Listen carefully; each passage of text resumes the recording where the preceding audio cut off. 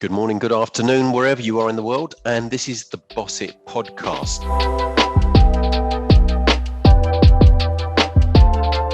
Today, we're going to be talking about humour.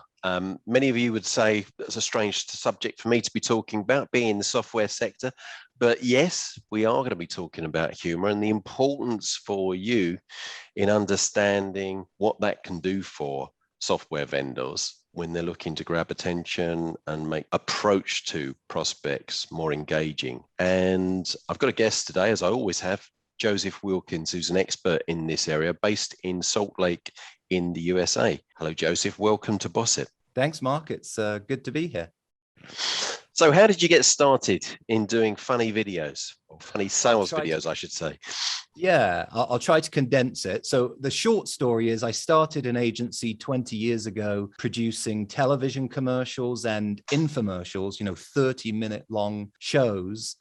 Did very, very well. Our very first infomercial did over 200 million in sales. And I kind of caught the bug that if you put really good creative in front of a big audience, you can sell a lot of stuff. The problem is 15 years on, we realized that people just don't watch TV the way that they used to. They certainly don't sit there with a remote control flipping through channels. And so our sales results started going down and down. And that's when we really started looking at social media as being our television, right? That's where the viewers were shifting to. Sure. But after testing, the same kinds of videos on social media, it just didn't work.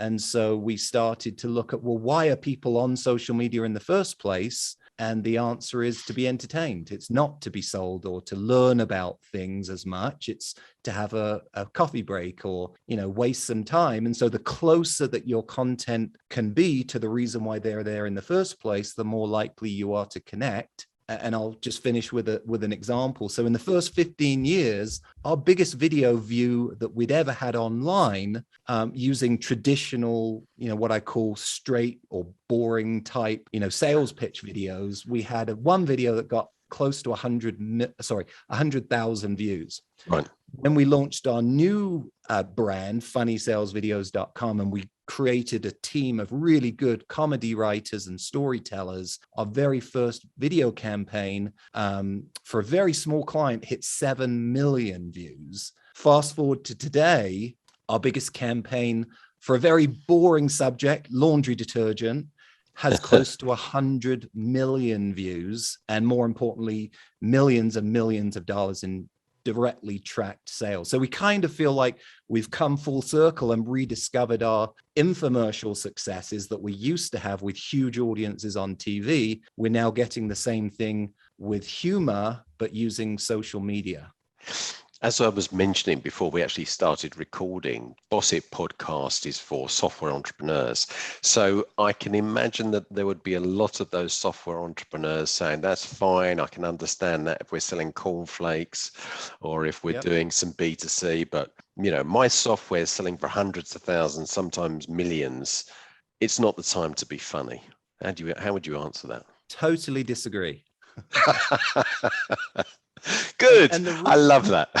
Yeah. And the reason why is we don't have a very defined target audience. In other words, literally anyone who's looking for a KPI, looking for some kind of a result, whether it's immediate sales, lead generation, any kind of engagement, can use humor. It doesn't matter if you're selling cornflakes or an executive SaaS, B2B software. The whole point is you want to do two things with your advertising. Number one, you want to disrupt and catch someone's attention.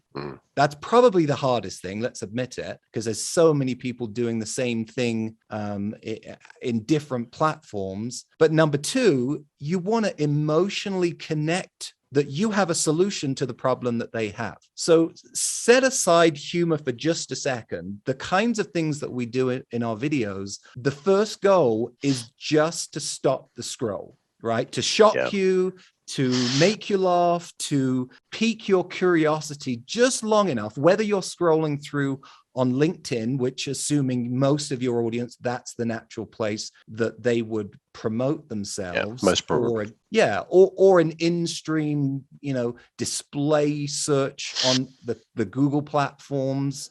Yeah, or maybe a video that would be sitting on their website somewhere, could even be on the homepage.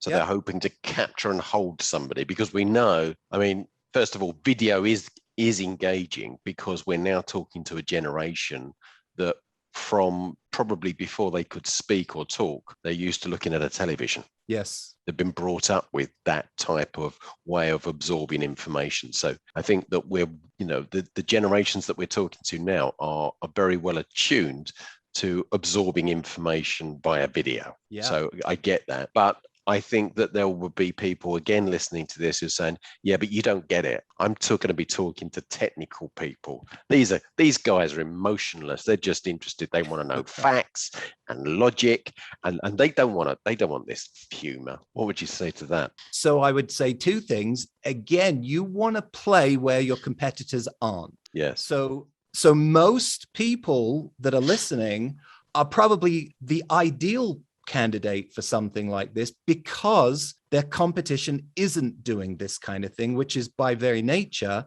going to make them stand out. Then I would say you have to be relevant. So your, technical whiz kids that are the target for your audience, you have to tell a story that looks and feels like their life. So that's going to be totally different to the campaigns that we do for, female B2C, the laundry product that we were targeting, soccer mums. That's going to be a totally different story. If you can imagine these technical people, they're the sort of people, and they're going to be doing their coding in the dark, and they only come out into the light to watch Star Trek.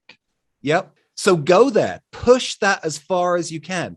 From the very first frame, make that video look like that guy. So you've got to cast the right actor that's going to feel like that guy. You've got to put them in situations that make them say, oh, somebody took the time to create a story about me. And so the more that you can dive into that customer avatar's profile, and that's the first step that we do on any of our videos, is throw out everything that we think we know and go do research, go learn, and we will read at least 100 customer reviews before we even think we know who it is that we're talking to. The number one comment that we love getting on our videos are people saying, that's me. You've captured me, or you've captured my life or my problem, or I want to be friends with that person because you've captured me. And the reason is, well, we've done our research and we've understood, who are you? What are your problems?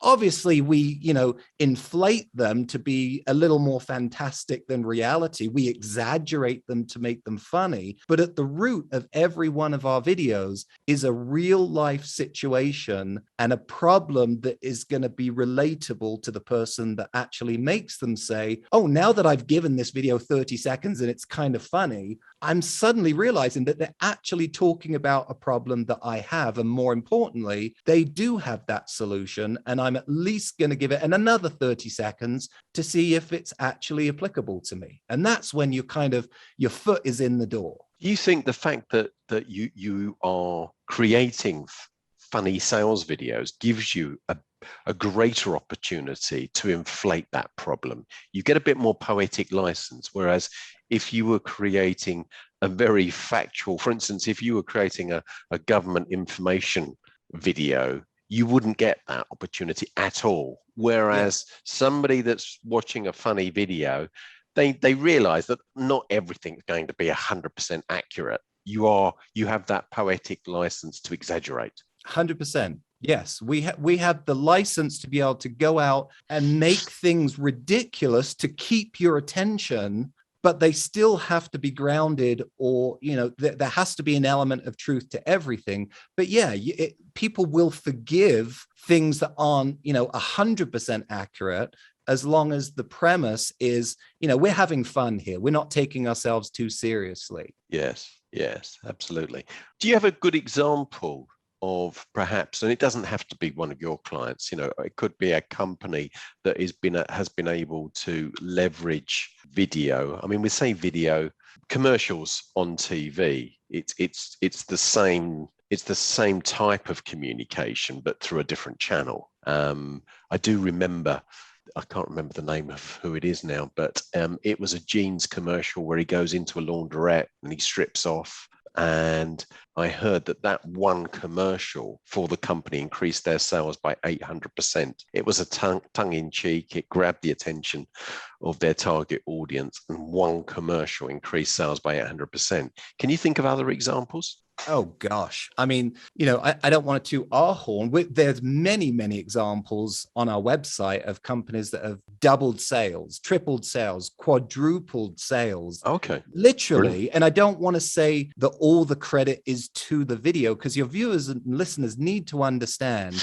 this isn't, when you hear me talking, don't think that what I'm saying is if you go out and create a video, you're going to become overwhelmingly successful. No. Good. What this is a campaign that is fueled by the creative, but the back end is all fundamentally traditional digital advertising. So this isn't a video that you just make and put on YouTube and then, go to the Bahamas for a few months and come back and all of a sudden you're wealthy, right? This is something that I call a sales conversion video that is fueled by paid ads. Yeah. So you have to have a video. I mean, the algorithms on LinkedIn, especially, and Facebook and Instagram, all these platforms, gone are the days when you can put a video on there and think that you're going to make a bunch of money without greasing their palm. You have to pay to play. So the concept is, if I was to say, I'll build you a vending machine that's full of $100 bills and it only costs $20 to use it, how many times are you going to want to use that vending machine? Sure. That's what these campaigns are about. You have to pay to get these videos in front of a very highly targeted audience. So for your audience, I'm thinking you would want somebody to build you using LinkedIn's backend platforms are very specific. I want the CTO of companies that have,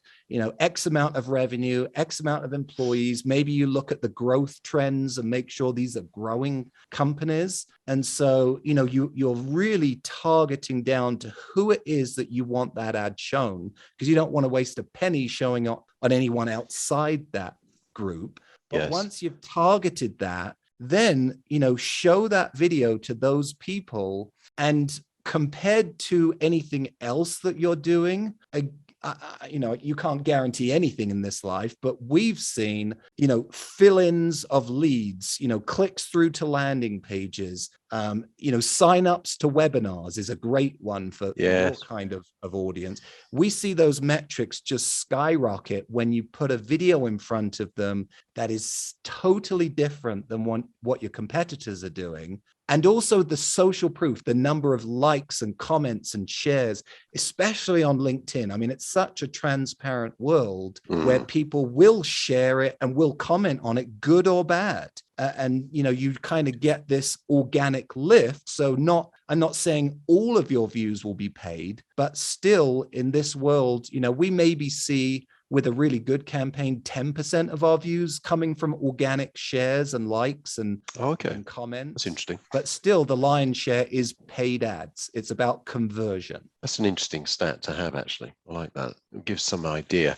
I mean, I think what you're saying is really important, and it sort of brings me back to something that I've been studying, well, I suppose sort of most of my career, but really in a sort of more scientific way over the last 4 years, is there is a very small percentage of software companies that have phenomenal success.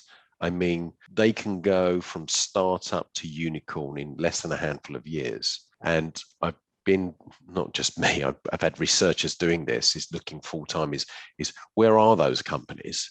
What is it that they do to create that level of success?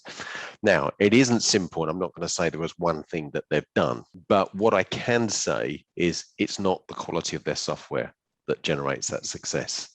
Yeah. There are many other things, but one element that is very clear is to be able to generate a sufficient and constant supply of leads. And that has a massive impact throughout the organization in so many different ways. I mean, we could have a whole podcast just on that. And I see you being as part of that element, that very important element, which is being able to reach out to the right people, get their attention, get their engagement, so that they are self-registering themselves. So you've got the opportunity to start communicating with them, because most people, they will stalk many organizations. I do that. There are things that I'm thinking about purchasing, and I go on their website and I have a look at their social media and I look at reviews. They have no idea that I'm doing that, because they've not quite hooked me in. But the ability to be able to reach out to the right people, to pull those people to you. And I think, humor is a great tool in being able to do that. I think the other company that comes to mind is the Harry Shavers. Oh yeah. Now, to me, that video made that business. There are lots of companies out there. I mean, it's quite a good idea being able to deliver those shavers, directly to you and cut out the middleman and the cost. Now, are you talking about Harry Shavers? Because I think you're talking about Dollar Shave Club. Dollar Shave Club. Sorry, you're right. This was the guy where he's walking through the factory. Very humorous video. You're absolutely Dollar right. Shave Club. Yeah. Now that, to me, that has a big impact on the success, and that was a phenomenal success worldwide. Yes. There was humor. Can I add to your comment about what makes successful software companies, and I would broaden it to really a lot of different verticals. It's how do they manage? Number one, it's how can they generate a ton of leads? Yes, absolutely, 100%. Number two, and I've seen this good and bad, but not just any leads. What do they do with that? What do they do with that? Leads from the right source. Yes. That's really important, because otherwise you can clog the whole business up qualifying people that aren't right. And that goes back to how do you set up your sales funnel to be well targeted in the first place, so that you're not wasting your time talking to non-decision makers. But then once you've created an engine that gathers a ton of leads, and that's essentially what we do. What we don't do, and what I am at the mercy of, is, well, what do businesses do with those leads? How well do they nurture those leads? Yes. How do they follow up with those leads? How do they really bring value? So many businesses are all about, now I've got you, let me sell you. No. Yes. Now I've got you, what can I give you? That needs to be the mentality. Yeah. What education, training, free trials, free, seminars, whatever it is, what can you give? It's a value culture where people are too used to being pitched immediately. Yeah. What we call that with Outsmart, where we do this strategic positioning, is the stepping stones. Is you've got their attention. You may be at that stage where you can get engagement. What's the next step? Quite often for software companies, they just want to send in the salesman to flog it to them. They want to get them onto a demo. They want to get talking to them. They haven't nurtured any form of trusted communication or any relationship. And it needs to be a small little step, an easy step to make. And that's the mistake that they make. It's a bit like, I always liken it to going to a party and meeting somebody, and they come up and they introduce themselves and they say, could I come home with you? Straight into it, The answer's probably going to be no. Now and again, you're going to get somebody to say, yeah, sure. You probably don't want to be going home with them anyway. Right. But it's just too much too quickly. They sort of, another way of looking at it, we talk about sort of crossing this river, and they bring a prospect to the edge of the river and they expect them to make this giant leap of faith. Yeah. People don't tend to do that. They'll make a little step with you because they're starting to find out a little bit about you. Right. And it's designing those steps to think about their needs. That must be frustrating for you, because I can imagine if you can create that interest, if your client that you're working with doesn't then handle it, they'll look to you and say, well, that didn't work. Right. At which you've done everything you need. Yeah, we can only fall back on, well, look how many leads we've generated for you. Look at the quality of these leads. What did you do with those? Yes. And so, sometimes we recommend that people outsource that to people that really are good at, immediate follow-up. There's been studies that have been done that will say that for every second, not day, for for every second that you don't follow up with somebody. Because if I'm at the computer and I've just watched a video and I've filled out a lead form, there is no hotter time. I'm only going to get colder. It's like taking something out of the oven. It's never going to get hotter than at the very moment that it's taken out the oven. That's your lead the minute it's hit the submit button. And so the quicker you can get with them, whether that's, with a real person or virtually or a chatbot or all of the different technologies that can be employed, the better and more likely they are to convert. The other thing I would say is I think back to the very first time I heard about Uber, right? It was a friend telling me, are you kidding me? You've never used an Uber? Let me tell you about it. Well, it's so much easier and it's quicker and it's less expensive than a rental car from the app. All of these things, they became an advocate for that because it was something that was different, had a benefit. And so the other thing that you have to do, and if you don't already have this built into the software itself, you're at a slight disadvantage, but you can still become top of mind and tip of tongue. And what that basically means is, what is it that sets you apart? What ultimately is it that makes you different? Why is your customer going to have a better life once they sign up for your software? And if that's not big enough that they're automatically talking about it, that's where creating creative. I mean, you just did it on this podcast. You just gave Dollar Shave Club a free plug. Why? It's not because their product is better. In fact, ironically, you already mentioned one of their competitors, Harry's, that does the same thing, but you remember the video, you remember the creative. And so subconsciously, you've just connected a benefit that really doesn't exist. It's just that they were remarkable, which got you talking about it. So it's now top of mind. They made me smile. That's what your people, your listeners can do with these kinds of out of the box, more creative videos. I think the important thing is something that you mentioned at the start. And again, you're doing a sales pitch here, and I didn't mean this, for Outsmart is one of the things that we work with our client and we get them to understand is from a cognitive perspective. It is that emotional connection that is so important and what that really means. Now, in your case, that emotional connection is humor. They made Dollar Shave made me smile. That gave me that connection. So I remember it. And I don't know, it's probably 4 years ago when it sort of first came out, maybe longer. To know that it was over 10 years ago. Wow. Yeah.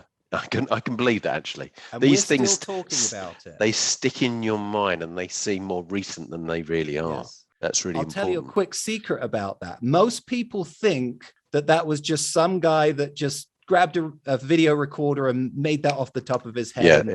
He wasn't really, he's just the average guy. Nothing could be further than the truth. He was actually a trained improv comedian during his college years. He was a member of a big, improv group in New York. He was a trained actor, comedian. And so he made it look like he was just your typical CEO guy making his own video. Yeah. And the secret is that there's actually, for these kinds of videos, and there's a whole different, smorgasbord of different kinds of videos that people should be making, right? Yes. The unboxing video, the testimonial video, the message from the CEO video, on and on and on. These kinds of videos are what we call the top of funnel video, meaning somebody knows nothing about your software. They're just scrolling through their LinkedIn feed and you've grabbed their attention. And this is the very first impression that they get of you. And so the more tricks you can use to make that stand out, grab their attention, pique their curiosity, lure them in,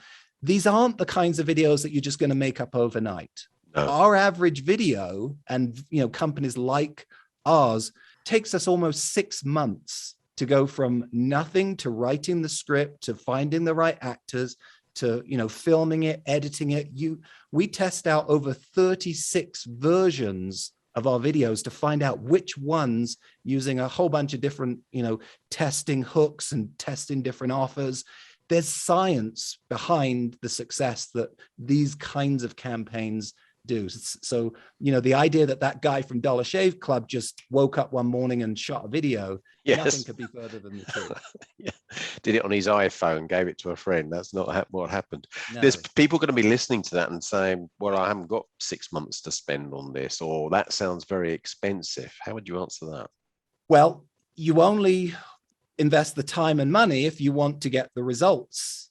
And again, back to, I don't want to our horn. I mean, companies like the Harmon Brothers, who are the world's leading company in doing these kinds of videos, have companies that they have literally created, hundreds of millions of dollars in sales with one video campaign. Yes. And so, if your company truly does solve a problem and truly does have a well-defined target, all you need to do is connect those two things and multiply the ad spend to get the results that you're looking for. And so if you don't have 6 months, don't do one of these videos. I mean, obviously we've done them in as little as 3 months. Yes.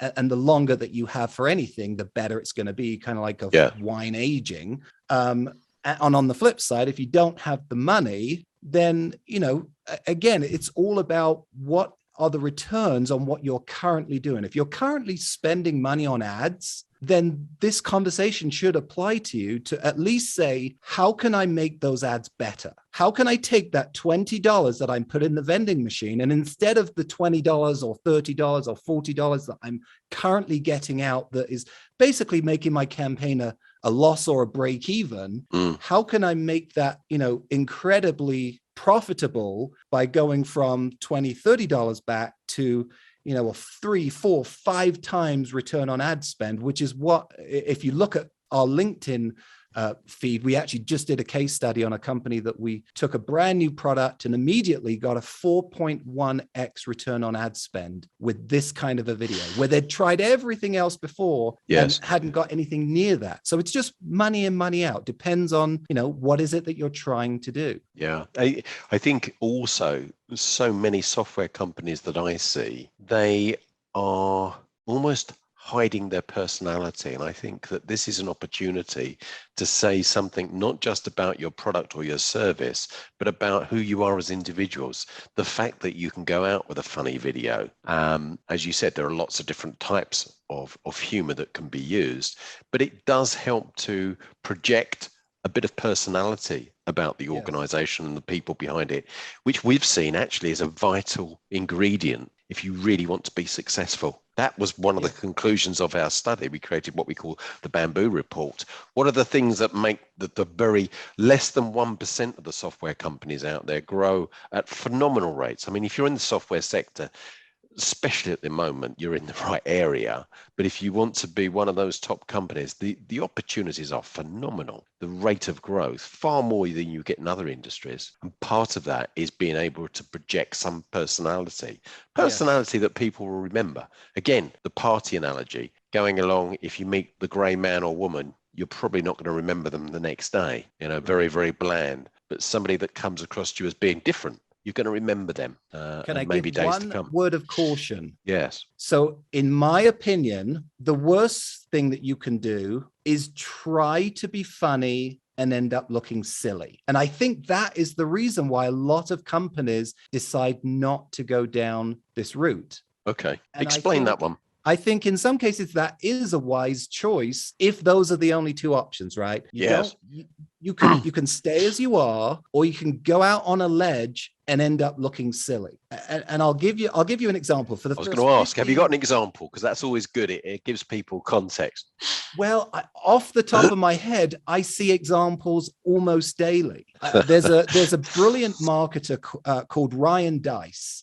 He's the founder of what's the company? They have many podcasts. I think it's digitalmarketer.com. He in fact, he's the founder of the Traffic and Conversion Summit that they just had in San Diego. And he says, marketing ruins everything. And what he means by that is if one person does something well, everyone jumps on it and tries to copy it. Yes. And they do it badly, or they do it worse than the original. Yes. And so people start to tune it out. It becomes less effective. Yes. And so what I mean with that caution is we have found, and we're the same. We are copying. In fact, we've gone through the mentorship program that the Harmon brothers have put on, and that's where we get a lot of what we do. So credit to them. And for anyone that's listening that's interested in learning more, Harmon Brothers University, I'm not paid to say that, is one of the best investments that I've ever made to really learn about what it is that we're talking about. But if I see every day on my social media feed companies that are trying to be funny, that just, it falls flat. It ends up looking silly. And it's because of one of two reasons. Either number one, and this is probably the most common reason, the writing wasn't good enough in the first place. Yes. They didn't have a script that was ready to go produce. A lot of people think, well, if I just write a kind of funny script that makes me laugh, or, I read it to my wife and she laughs, then it's good to go. No, it's only good to go when you show it to cold traffic and they laugh and they like it and they ask buying questions after watching it, such as, so how do I get it? How much does it cost? Things like that. Okay. If they're there left saying, wait, what did I just see? What was that product? What's the problem it solves? Then you've lost. So you have to test your script on your customer. Now that can be as simple as, calling up 10 of your customers and saying, hey, I'm going to email you over a script. I just want your advice on it. Or it could be the next time a customer comes into your office, can I just take 3 minutes and have you read this script? And you're not really looking for what they say. You're looking for what they do. You're looking for, do they laugh? Do they smile while they're watching the script? Do they, bonus points if they laugh? And so we never take our script into production until we know it's ready. And a big element of that is that we don't write our scripts ourselves. And your customers shouldn't either, unless, like the Dollar Shave Club, they are trained improv comedians that have really good experience. And so we've taken a long time to create a virtual writer's room where we hire trained comedy writers. A lot of these are stand-up professional comedians that during the night they travel or they are doing gigs in different cities, and during the day they're traveling, and so they write for us while they're on the road. Or we have people that work on cruise ships that write for us during the day when they're not working. So you want to make sure that you have really good writers, and then that you test that writing on the target avatar that you want to respond. And the second thing that we say is, don't ever try to act in your own commercials. Again, you're not the Dollar Shave Club CEO guy with his experience. We interview and audition and screen close to 100 actors before we pick our main characters for our videos, because we're looking for that that programmer in the basement watching Star Trek, right? I've got to make sure that I pick the right actor that's going to resonate with that person. Yes. If you don't get good writing and good actors to deliver that writing, your campaign will fall flat. Everything else, I would say, the filming, the editing, you can get away with, doing that yourself, or hiring people that aren't maybe the best at that. Yeah. As long as you got those other two things, you'll be forgiven at that. Obviously, the best world scenario is, get the best people to do everything. But I would say that's the reason why a lot of videos fall flat, is because when I watch them, the writing wasn't good enough and the acting isn't good enough. Good tips. I'll get off my soapbox now. No, that's fine. That was good. That was good information. When is a sales video not appropriate? Honestly, I've yet to find it. I have seen videos done by other agencies doing anything from funeral service companies, which you would think never do that. And they've actually done it well. It's got away with it. It's not about not appropriate. It's about, was it done well enough? Did it do justice to the story, to the audience? It's got to be funny without being offensive to the audience. It may be offensive in some ways, but just not offending the audience. And it also has to be not offending enough to get flagged on Facebook or LinkedIn. They have very strict policies. So don't waste your money producing an ad that you won't be able to end up using. I think probably refer to Ricky Gervais He does actually a comedy sketch, and he's talking about there is nothing that you can't make a joke about. It's the intent, and it's how you deliver it. And I think there would be a similar parallel there with funny videos. I agree. And again, you'll find that out if you run the script past your audience before you take it into production, because they'll tell you if they like it, if they don't like it, if they're offended by it, if they think it's funny. And so, yeah, I think comedy, in fact, the Harmon brothers say this, comedy makes the risky safe. I mean, think about stand-up comedians that go to politically incorrect places, but because they're using humor, they can talk about things that on, a news program you would never dream about addressing. Absolutely. It helps break down barriers, doesn't it? It does. Yeah, which is very, very good. You've made some excellent points today, Joseph, and I'm sure that there will be some people who will be intrigued by what you've said, and it will probably be starting them to want to inquire a little bit. If somebody wants to reach out to you, what would be the first step in looking at the potential of funny videos in the sales of their software? So first thing I will say is, if you're going to do something like this, do us all a favor and make sure you do it right. Now, that doesn't mean hire us. That means make sure you do it right. Yes. And so what we've done is we've created a free ebook that anyone can download that basically steps them through what they should really consider before, during, and after producing one of these videos, whether they try to do it themselves in a low budget, use your own iPhone, which people have done successfully. I mean, let's face it, an iPhone today is what I paid $50,000 to get the same quality 20 years ago when I started. It's amazing, the technology that is in your pocket these days. So the excuses have kind of gone to I can't do this. But download our free ebook. It's called How to Make a Funny Sales Video Without Hiring Us. It's at the bottom of the page at funnysalesvideos.com. If you want to talk to us, we kind of claim our space is not the best at doing this, but the most affordable if you want the better end of the scale, if that makes sense. And you can just get in contact with me. Just fill out the form at funnysalesvideos.com. Again, everything's basically on that homepage. Watch examples of our videos, take a look at case studies, and we'd be happy to chat with you. Okay, that's brilliant. Well, what we'll probably do is we'll put a link up after this podcast so that people will be able to do that. So if you send that link across to me, we'll make sure that that's published. You've been in the industry a long time. Just finally, to finish on, what's the biggest lesson that you've ever learned in this area? That you can never stay still. And I think that just translates across any industry, especially in the software industry. But, if I was still doing today what I started my business to do 20 years ago, I wouldn't be here today. I'd be working for the man. I wouldn't still be, 20 years later running my own business. And so learning to look at the trends, look where things are going. I mean, 10 years ago, we were saying, how do we get away from the fact that people are buying TiVo and DVRs and fast forward through commercials? That's going to kill us. That's all we did at the time. So we had to reinvent ourselves. And we've gone through that probably 4 or 5 times. And I dare say we will continue to reinvent ourselves as, people continue to screw up funny videos and people end up getting tired of them. Yes. Yeah. Well, hopefully they won't. But I think you've given some excellent advice today.